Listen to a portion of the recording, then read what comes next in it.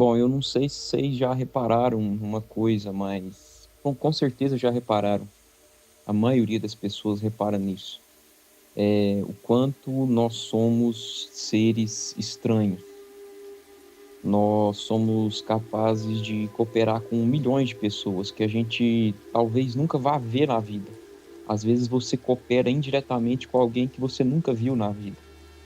Nós construímos cidades, universidades, hospitais, empresas, religiões, estados. Somos capazes de sentir compaixão por alguém que vive do outro lado do planeta. Mas existe um outro lado. O mesmo ser humano que constrói também pode destruir. E às vezes parece existir um prazer peculiar em assistir a queda do outro. Não basta discordar, não basta dizer você está errado. É preciso humilhar, ridicularizar, expor, destruir a reputação, fazer o outro sentir vergonha. E principalmente fazer isso diante de uma plateia. Talvez seja por isso que as redes sociais tenham revelado algo desconfortável sobre nós. Elas não inventaram o ódio, elas apenas deram ao ser humano uma ferramenta extremamente poderosa para expressá-lo. E talvez a pergunta mais interessante não seja por que as pessoas se odeiam, mas por que tantas vezes precisamos transformar o outro em um inimigo. Imagine duas pessoas discutindo frente a frente. Existem coisas que normalmente seguram o comportamento humano.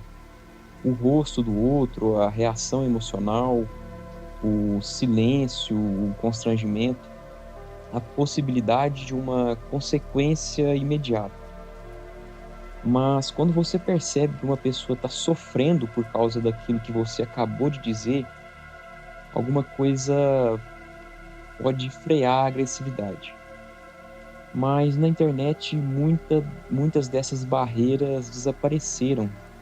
Você não vê o rosto, você não escuta a voz, você não presencia imediatamente a reação da pessoa. Existe a distância física, existe o anonimato, ou pelo menos a sensação de anonimato. E isso pode produzir aquilo que a psicologia chama de desinibição online. Pessoas podem dizer e fazer coisas na internet que dificilmente fariam da mesma maneira diante de outra pessoa. Mas existe algo ainda mais interessante. Nas redes sociais, a agressividade pode receber recompensa.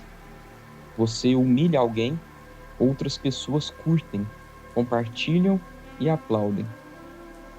E, de repente, aquilo que poderia ser apenas crueldade passa a representar status. Às vezes a pessoa ganha seguidores, assim como a gente vê aí constantemente, diariamente. Você não está apenas atacando alguém, está demonstrando para o seu grupo que pertence a ele. Um exemplo bacana é no episódio Nosedive, do Black Mirror. Na história, as pessoas vivem uma sociedade na qual praticamente todas as interações são avaliadas. Cada encontro pode aumentar ou diminuir a reputação social de alguém. A princípio, parece apenas uma forma de tornar as relações mais agradáveis, mas o sistema começa a transformar comportamento em performance. As pessoas passam a agir não necessariamente como gostariam, mas como sabem que serão melhor avaliadas.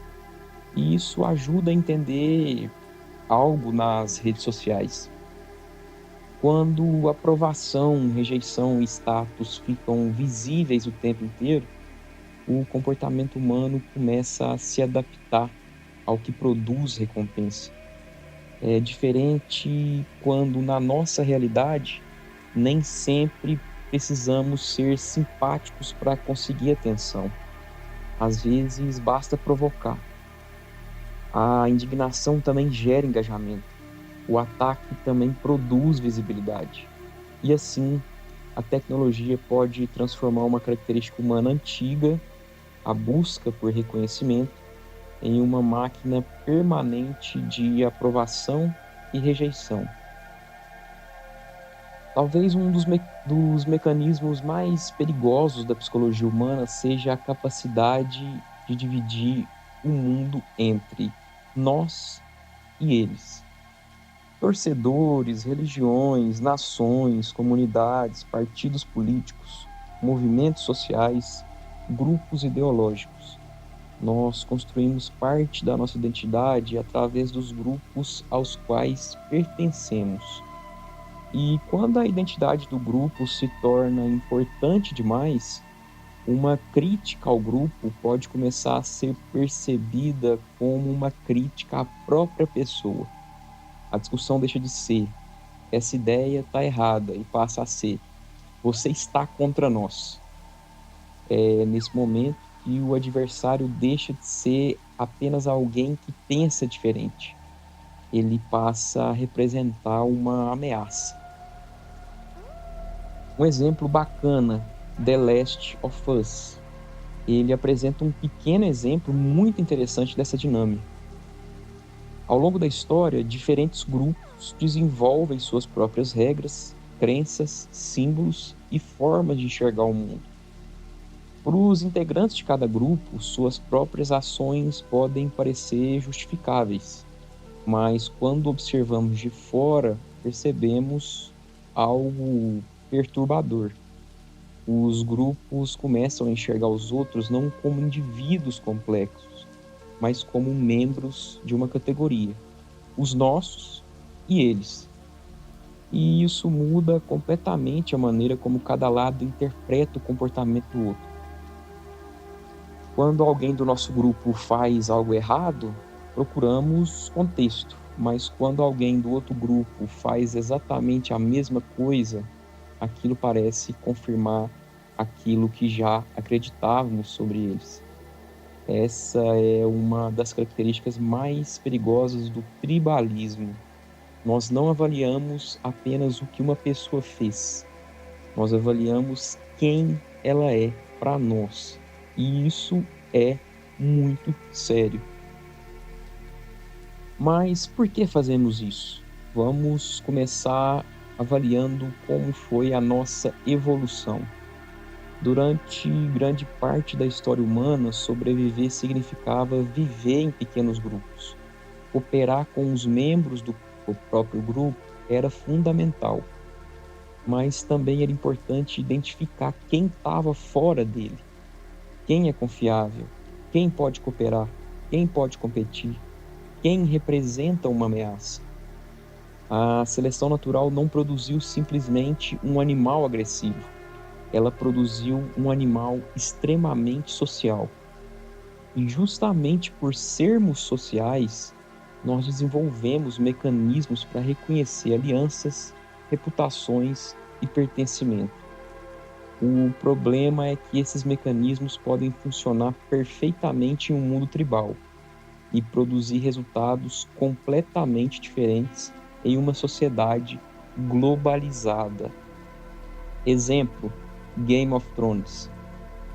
Grande parte da história gira em torno de famílias, casas, alianças e lealdades. O indivíduo não é percebido apenas como indivíduo. Ele carrega o nome da sua família, sua posição, sua origem, seu grupo.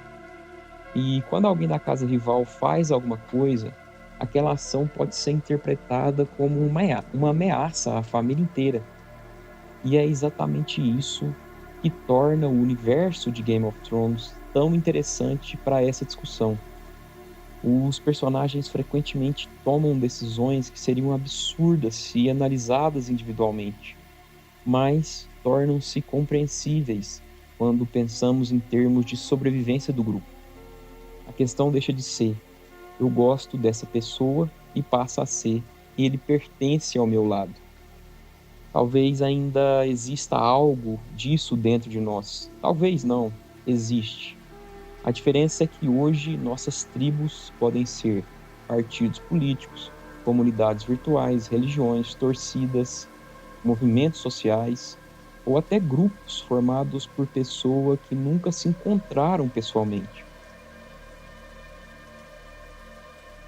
E é aqui que chegamos à política. Direita, esquerda, conservador, progressista, liberal, socialista, capitalista, comunista e uma porrada de maisistas. Essas palavras deveriam representar conjuntos de ideias, mas frequentemente e assim constantemente as pessoas começaram a interpretar essas palavras como identidades. É comum você ver a pessoa, ele é comunista, ele é socialista, ele é capitalista, como se isso fizesse parte da identidade da pessoa e não da ideia que ela carrega. E quando uma posição política vira identidade, abandonar uma opinião pode parecer uma derrota pessoal. A pessoa não pensa mais, eu tenho uma opinião. Ela começa a pensar, eu sou assim. E quando alguém ataca aquilo que você é, a reação tende a ser muito mais intensa. Exemplo, The Boys. The Boys é particularmente interessante porque exagera e satiriza vários mecanismos de polarização, propaganda, nacionalismo e guerra cultural. Na série, personagens e grupos são frequentemente transformados em símbolos. As pessoas deixam de enxergar indivíduos complexos, passam a enxergar heróis e vilões, nós e eles. O interessante é que a série mostra como narrativas políticas podem ser construídas em torno do medo, da indignação e da identidade. E isso não significa que a política real funcione exatamente como na série. A ficção exagera justamente para tornar o mecanismo visível. Quando uma pessoa passa a acreditar que o outro grupo representa uma ameaça existencial, a política deixa de ser uma disputa sobre propostas e vira uma batalha moral. E quando uma batalha é considerada moralmente absoluta, o adversário deixa de ser alguém que precisa ser convencido. Ele passa a ser alguém que precisa ser derrotado, quando não eliminado. Existe uma coisa ainda mais assustadora. Nós gostaríamos de acreditar que os seres humanos procuram naturalmente a verdade, mas nem sempre procuram, ou melhor, quase nunca. Muitas vezes procuramos primeiro uma conclusão e só depois procuramos argumentos que a sustentem. Em vez de perguntar, isso é verdade? Perguntamos, isso favorece o meu lado? Se favorece, aceitamos. Se prejudica, procuramos uma explicação para rejeitar. É aqui que entra o chamado raciocínio motivado. Nossa inteligência pode ser usada não apenas para descobrir que estamos errados, ela pode ser usada para construir uma defesa cada vez mais sofisticada para aquilo que já queremos acreditar. Obra que exemplifica muito bem. Don't Look Up, Netflix. É praticamente uma caricatura disso.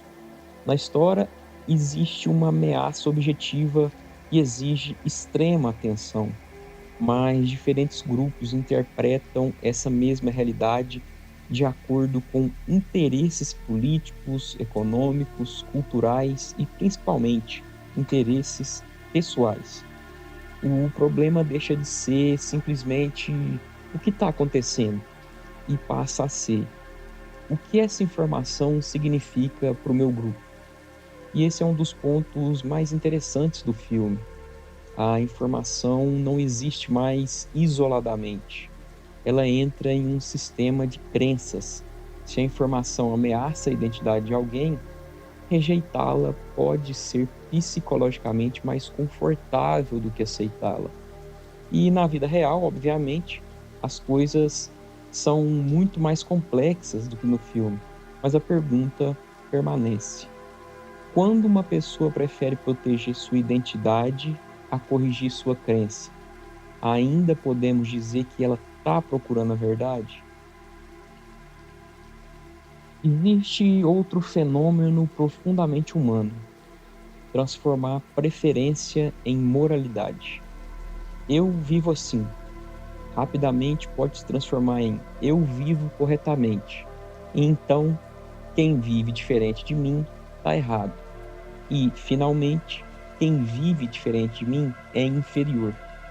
Isso pode acontecer com religião, política, dinheiro, relacionamentos, educação, costumes, estilo de vida, até com coisas absolutamente banais. Obra que exemplifica O Menu oferece uma representação interessante da superioridade e do elitismo. Os personagens não estão apenas consumindo comida, eles carregam ideias sobre cultura, classe, conhecimento e aquilo que consideram sofisticado.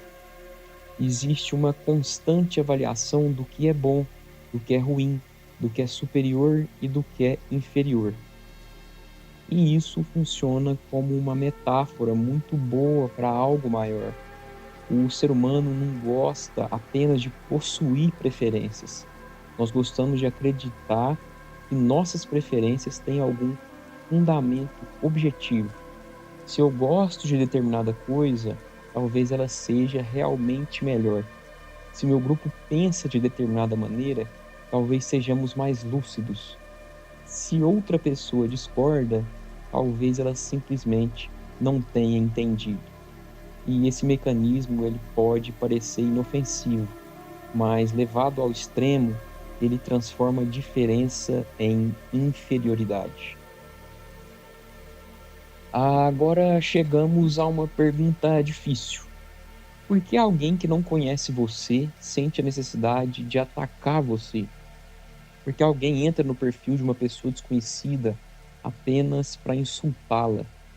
Por que alguém sente satisfação em ver outra pessoa humilhada? A agressividade, ela pode oferecer recompensas psicológicas, status, pertencimento, sensação de superioridade, descarga de frustração, sensação de justiça e até entretenimento. O alvo, ele pode nem ser realmente o problema. Ele pode ser apenas o recipiente. Obra que exemplifica Coringa. Coringa apresenta uma sociedade marcada por humilhação, desprezo e ressentimento.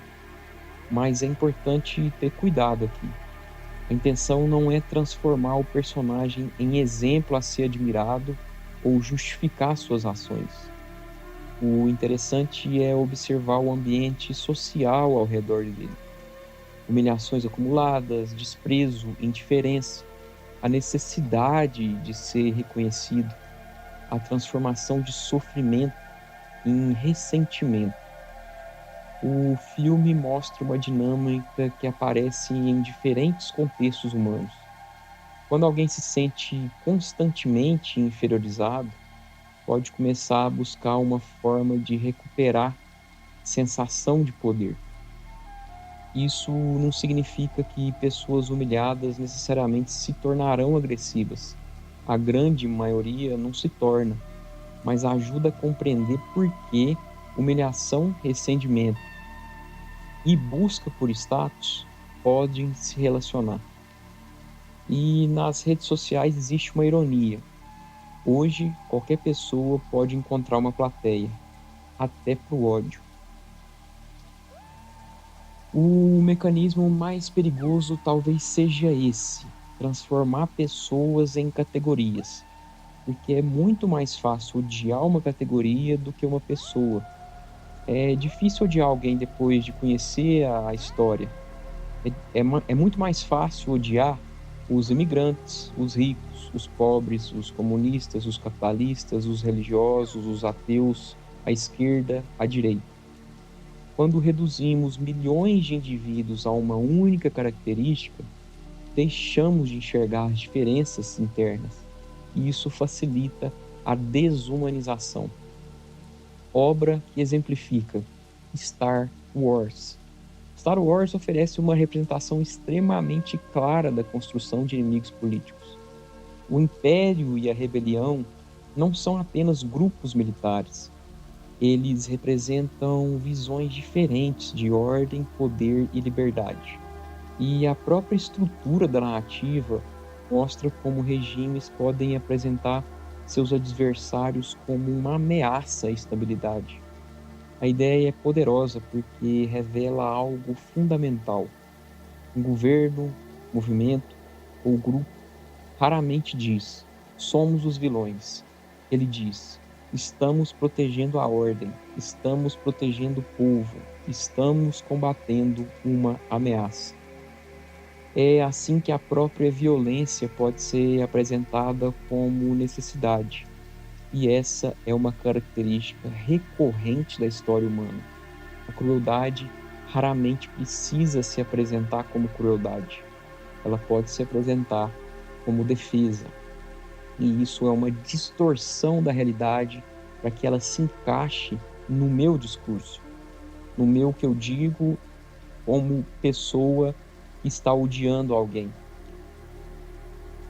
É aqui que precisamos tomar cuidado. Não é correto dizer que toda pessoa de direita deseja destruir a esquerda, nem que toda pessoa de esquerda deseja destruir a direita. A maioria das pessoas está muito longe disso. O problema aparece quando a identidade política se torna tribal, e isso pode acontecer em qualquer direção. Um lado passa a acreditar que o outro representa uma ameaça existencial e o outro responde exatamente da mesma maneira. Se eles vencerem, acabou. Se eles vencerem, nossa liberdade desaparecerá. Eles são perigosos, eles odeiam pessoas como nós, eles precisam ser derrotados. Perceba uma coisa: o conteúdo da ideologia ele pode mudar, mas a estrutura psicológica ela permanece. Vamos voltar no The Boys. A série funciona muito bem aqui porque mostra como diferentes grupos podem construir suas próprias narrativas sobre quem é o verdadeiro inimigo. Cada lado pode selecionar determinadas informações, determinados símbolos e determinadas ameaças para confirmar sua visão. É uma caricatura, mas é justamente por ser uma caricatura que conseguimos enxergar os mecanismos. Quando a política vira identidade, discordar deixa de ser apenas discordar, passa a ser uma ameaça ao grupo. E então o objetivo não é mais encontrar a melhor solução, é fazer o outro lado perder. Agora precisamos voltar para a história, porque isso não nasceu na internet. Muito antes das redes sociais, sociedades inteiras já foram manipuladas por propaganda. A técnica muda, a tecnologia muda, mas alguns mecanismos permanecem. Repetição, medo, inimigos, símbolos, pertencimento, desinformação, pressão social e principalmente a criação de uma realidade dividida entre eles e nós. Obra de George Orwell, que representa muito bem isso. 1984 é o nome da obra, tá? Talvez seja uma das obras mais importantes para compreender isso. O livro ele apresenta uma sociedade em que o poder não tenta apenas controlar aquilo que as pessoas fazem. Ele tenta controlar aquilo que elas consideram realidade. A manipulação da informação, a alteração dos registros históricos e a criação de uma narrativa oficial mostram algo assustador. Se você consegue controlar a informação que uma sociedade recebe, pode começar a influenciar a própria maneira como ela interpreta o mundo. E existe uma ideia ainda mais perturbadora. Não basta convencer as pessoas de uma mentira. O poder absoluto ele deseja controlar o próprio critério pelo qual as pessoas decidem o que é verdade. É claro que nossa realidade não é 1984. mas a obra continua relevante porque levanta uma pergunta: o que acontece quando uma sociedade perde a capacidade de concordar sobre o que é realidade? Talvez uma das coisas mais assustadoras sobre o comportamento humano seja que quase ninguém acredita que está sendo o vilão. Pergunte para alguém: você é uma pessoa cruel? Muito provavelmente ela vai responder: não. Mesmo pessoas que cometem coisas terríveis frequentemente possuem justificativas para aquilo que fazem. Eu precisava, foi pelo bem da minha família, era necessário, eu estava defendendo meu grupo, ele merecia. A crueldade pode ser racionalizada. Obra que exemplifica: Breaking Bad. Breaking Bad é um exemplo extraordinário disso. O Walter White não começa sua trajetória acreditando ser um homem mau. Ele constrói justificativas. Primeiro, existe uma necessidade, depois uma exceção, depois uma escolha. E pouco a pouco, a justificativa começa a mudar. O que inicialmente parecia ser algo feito por necessidade passa a envolver o poder, o orgulho, o controle e a identidade. O mais interessante é observar que o Walter consegue continuar enxergando suas próprias ações através de uma narrativa que preserva sua imagem. E acontece isso com muito mais frequência do que a gente gosta de admitir. Nós somos excelentes advogados de nós mesmos. Quando fazemos algo errado, procuramos contexto. Quando outra pessoa faz algo semelhante, procuramos caráter. Bom, depois de tudo isso, talvez seja tentador chegar a uma conclusão simples. O ser humano é tribal, ele é facilmente manipulado, ele procura aprovação, ele defende as próprias crenças, transforma diferenças em conflitos. E quando encontra um inimigo, pode até encontrar prazer em destruí-lo. Mas talvez essa conclusão seja fácil demais, porque existe uma pergunta muito mais desconfortável. Se tudo isso faz parte da nossa natureza, até onde podemos realmente controlar? Nós gostamos de acreditar que somos livres para escolher aquilo em que acreditamos, que analisamos os fatos, que tomamos nossas próprias decisões e conseguimos distinguir facilmente entre verdade e mentira. Isso é intrínseco do ser humano. Mas e se estivermos muito menos no controle do que imaginamos? E se nossas crenças forem moldadas muito antes de percebermos? Pela nossa família, pelo lugar onde nascemos, pela cultura, pelas pessoas que nos cercam, pelo grupo ao qual pertencemos, pelo medo e pela necessidade de aprovação. E agora, por algoritmos que aprendem exatamente quais emoções conseguem provocar em nós. Talvez o problema não seja apenas que seres humanos gostem de odiar. Talvez exista algo ainda mais profundo. Talvez sejamos extremamente fáceis de conduzir quando alguém descobre qual medo, qual desejo ou qual inimigo consegue controlar a nossa atenção. E a história já nos mostrou o que acontece quando isso deixa de ser apenas uma discussão entre indivíduos e passa a ser utilizado para mover multidões. Eu pretendo fazer uma parte 2 desse vídeo, onde nós vamos sair das redes sociais e entrar em um território muito mais sombrio.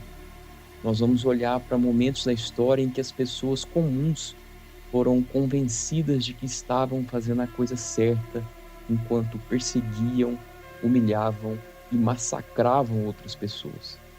E talvez a parte mais perturbadora não seja descobrir que existiam pessoas capazes de fazer isso, é descobrir como elas foram convencidas e como podemos estar sendo convencidos nesse exato momento.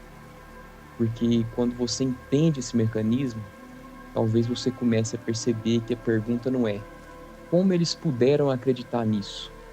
A pergunta passa a ser: o que precisaria acontecer para que eu também acreditasse?